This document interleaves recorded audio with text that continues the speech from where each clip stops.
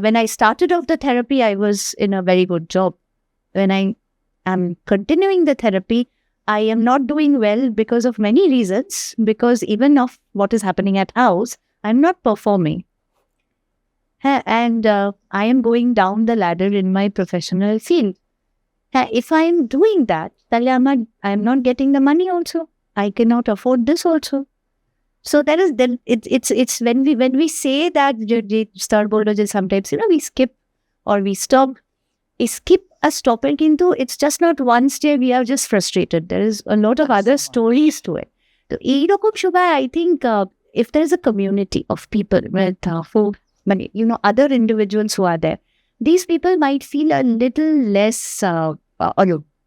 So because sometimes you reach out to these people, and there are many people with the same kind of situations, and when they talk, like see if three friends are talking and they are talking about their whatever is happening on their lives, you feel better after that. Nothing has changed. Nothing has changed, but you feel better. So I think that space also needs to be created. So would you like to add something to that? Nothing more. I should just support groups, having buddies, together, so that they can share experiences, right? And I think so. We have support groups for every condition, every conceivable condition, right? And as a doctor, as a therapist, what I'm telling my patient, sometimes we need to share things if we are in the same boat. So that is where these buddy relationships, where these support groups, they come into play. And it's imperative that we direct them towards these support groups. Because sometimes I may not be able to tell the person which is the best school in their vicinity, or which service is more accessible to that person in Newtown staying in Goria, right? So this is where we need to foster these, relationships amongst the neurodiverse population, as well as amongst the caregivers. So the support groups and buddy relationships are very important. You have the therapist, the doctor, the psychologist, everyone in the group. And this is also a very important space to have. Reinforcement comes a lot from the support. You get a sense of belonging where you are feeling left out and stigmatized. You suddenly feel there are others. You have a social life which you were not being able to have amongst people who understand. That's an amazing support system to have. Yeah, and people have to understand, I'm so happy, that some centers have now come up in Kolkata where a person can report to a place and get all the modalities of therapy. Somebody might need an occupational therapy. Someone might need a play therapy. Someone might need some sensory stimulation. Now, I keep telling parents that supposing your child had to go for a math class to some part of the city, English class to some other part of the city, how would it be for you? So that is where we need to make sure that under a roof, we are able to give most of these children what they need. Because parents, if they have to crisscross the city and go from one place to another, where is the time? How will they lead normal lives? And where is the time for the child to get settled into an environment if they're going to be changing places for every little therapy that they need, right? So it's something we need to be pondering upon, and having these centers where everything comes under a roof is very important in making sure that they continue therapy. You can just let me add this. This is a city we are talking about. Just understand what happens in the rural areas and towns. There are people, babies, though it's not like everyone is in the city. There are people who are living in towns. For example, yesterday we had a child who was coming from a place which was Kulti. Like it's in Asansol. And Asansol it is like 40 kilometers. So how will this person do a therapy on a regular basis? And everybody does not have a car or public conveyance in Nia Shatao, every day is difficult. So we have to understand, it's not easy for the parents, and that empathy has to stay. Speaking about the suburban areas, as you were saying, what kind of awareness do you think is required? What kind of awareness programs do you think is required? I don't think there's a dearth of awareness programs, frankly, and I feel we are overdoing it at this moment. But there are the skilled people. And I can have 10 centers. There's no problem. There can be somebody who can sponsor 10 centers. No could have. There's nobody to answer your queries once you know. People over there. We are getting are people who are pseudo specialists, and they are doing more harm. Yeah, I mean, resource crunches are going to be there. The skilled personnel, as Dipanjana mentioned, there is a scarcity as of now. But again, those logistics are dictated by our population. At the beginning of our talk, we discussed that. So today, as a government, as an individual, as any organized body, I can probably be making a provision for, say, 1,000 people, right? In 5 years' time, that's going to be 5,000, right? So these resource crunches are going to be there. So which is why it is so imperative that we develop models of therapy where the parents become equal partners, right?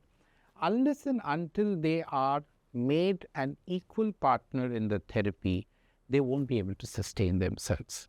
Okay, I know fantastic parents who have trained themselves so that they not only treat their children, but also another few in the vicinity, right? I know of many such examples, right? But this percolation of empowering the parents and the caregivers with the special skills, right? And knowledge, the more it spreads, the awareness spreads, and more important, it's not just important to be aware. I need to know the solutions. So where do the solutions come from? It's only when I empower the parents, A, to detect, B, to get it diagnosed, C, to get onto the therapy, and most important, to sustain the therapy at home and in situations where everything may not be available.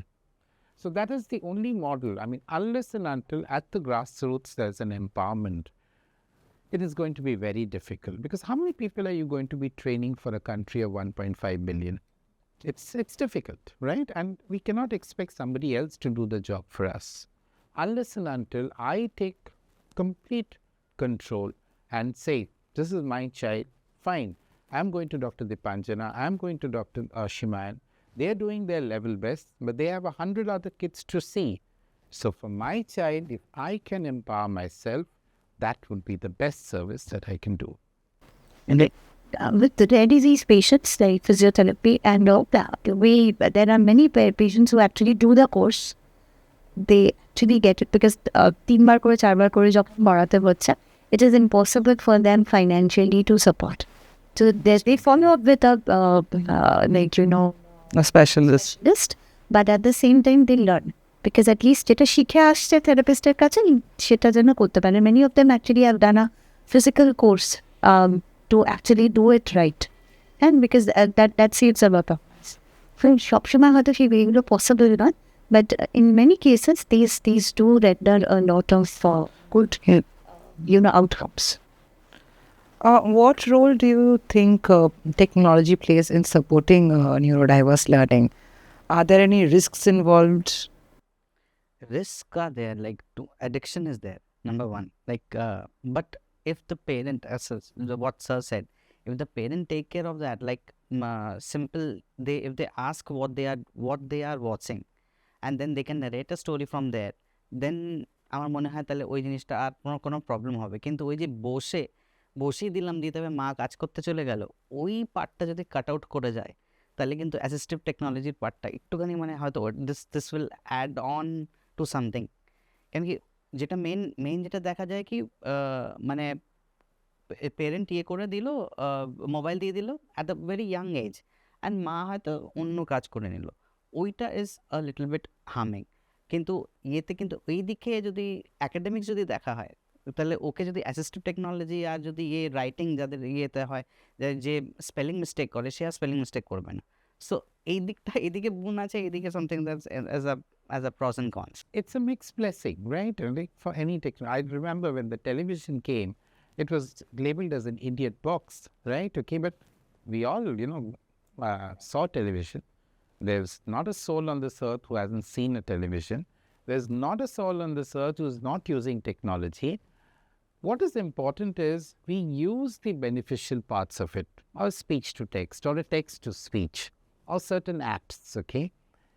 But privacy, confidentiality, addiction, these three things, there are preventive measures.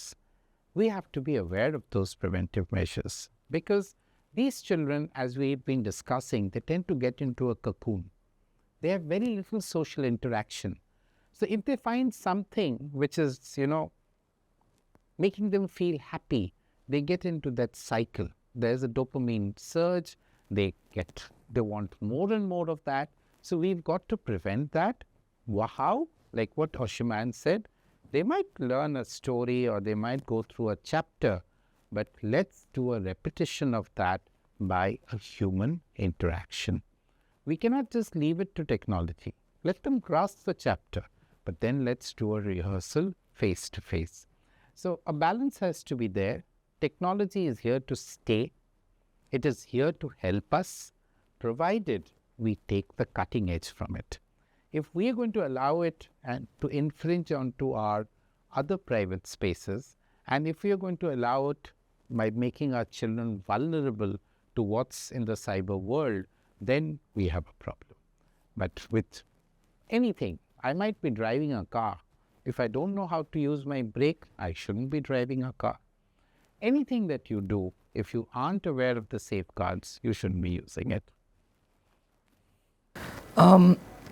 Coming to workplaces, how do you think workplaces can create environments for neurodiverse individuals?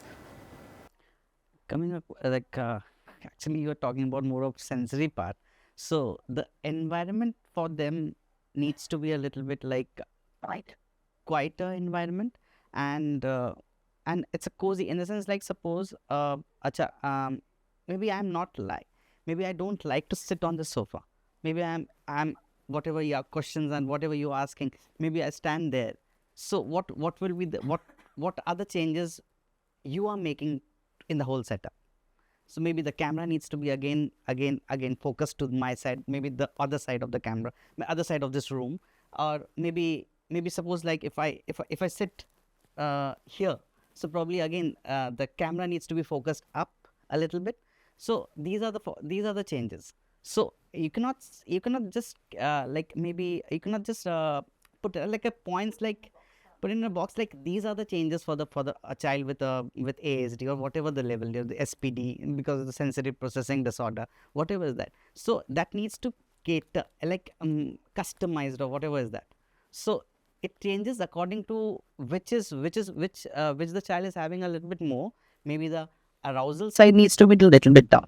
So these are the things. As a simple, Basically, we need flexibility, both in terms of working hours, flexibility in terms of environment. If there are, especially when you're talking about a workplace environment, so if there's something that the person can do from home, should be allowed. If there are hours that can be adjusted flexibility wise, that is the key word. That workplace has to be flexible. They will need more explicit instructions. Supposing there's a boardroom meeting or something, whatever instructions are given to the rest of the team members, if I am sensitive, if I am empathetic, person X might need an additional set of instructions, both visual as well as verbal. So those have to be taken care of. So that flexibility has to be there in the employer-employee relationship, as well as making it comfortable, whether it's the environment at home or the environment at the workplace. And like he mentioned, everyone, and these people have an issue with their social communication. They love their own spaces. We've got to create spaces for them. So I just add, it's just not workplace. It is also education institutions. So I'll just give you an example. So specific. So there's a very beautiful, nice girl at Delhi, and she's studying psychology. She's not really neurodiverse, but she has a diagnosis of a collagen disorder. So she's hypermobile, right? She got a disability certificate. She's brilliant as far as her studies are there. She's the top 1% of her DU. Very recently, I did show you the messages. She's continuously messaging me that what she has asked,